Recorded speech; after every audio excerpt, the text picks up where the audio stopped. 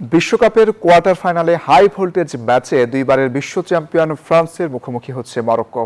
2022 কাতার বিশ্বকাপের সেমিফাইনালের পর আবারও ফুটবলের মহামঞ্চে দেখা হচ্ছে দুই দলের। যুক্তরাষ্ট্রের বোস্টনে ফক্সবোরো স্টেডিয়ামে ম্যাচ শুরু হবে রাত 2টায়। এবারের আসরে দারুণ ফুটবল খেলছে ফ্রান্স। যদিও শেষ 16 লড়াইয়ে প্যারাগুয়ের রক্ষণ ভাঙতে বেশ বেগ পেতে হয় ফরাসিদের। শেষ পর্যন্ত কিলিয়ান এমবাপ্পের স্পট কিকে জিতে কোয়ার্টার ফাইনাল নিশ্চিত করে দুইবারের বিশ্ব চ্যাম্পিয়নরা।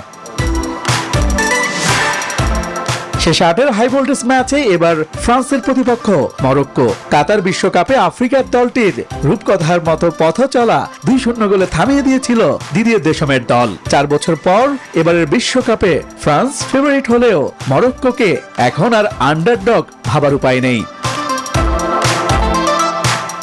ফরাসিদের আক্রমণ ভাগ রীতিমতো প্রতিপক্ষের জন্য ত্রাস।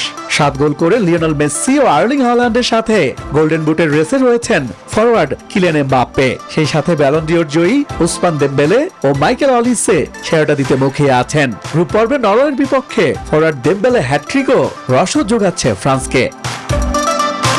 যুক্তরাষ্ট্রের 1 নম্বর জিম চেইন গোল্ডস জিম এখন আবারও বাংলাদেশে।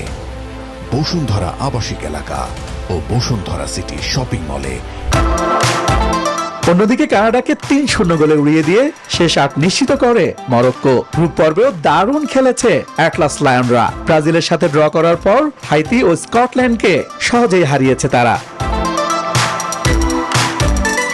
মরক্কোর ডিফেন্স বেশ শক্তিশালী। গোলপোস্টে আছেন ইয়াসিন বুনো, যিনি বিশ্বকাপে বরাবরই প্রাচীর হয়ে দাঁড়ান। আর রাইট ব্যাকে বিশ্বের অন্যতম সেরা আশরাফ হাকিমের ওপর পূর্ণ আস্থা রেখেছেন head coach Mohammad Wahhabi.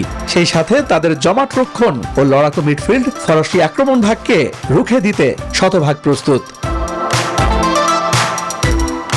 France এখনো এই ম্যাচে ফেভারিট হিসেবেই বিবেচিত হচ্ছে। তবে মরক্কো এখন আর অঘটনের দল নয়, বরং বিশ্ব ফুটবলে নিজেদের শক্ত অবস্থানের জানান দিয়েছে।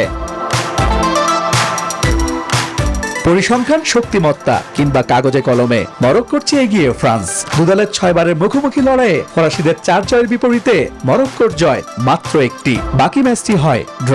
এখন দেখার পালা শেষ 8-এর লড়াইয়ে ফরাসিরা সৌরভ ছড়াবে নাকি 2022 সালের পর আবারও সেমির টিকিট কাটবে অ্যাটলাস লায়নরা। ইশতিয়াক দীপু, নিউজ 24।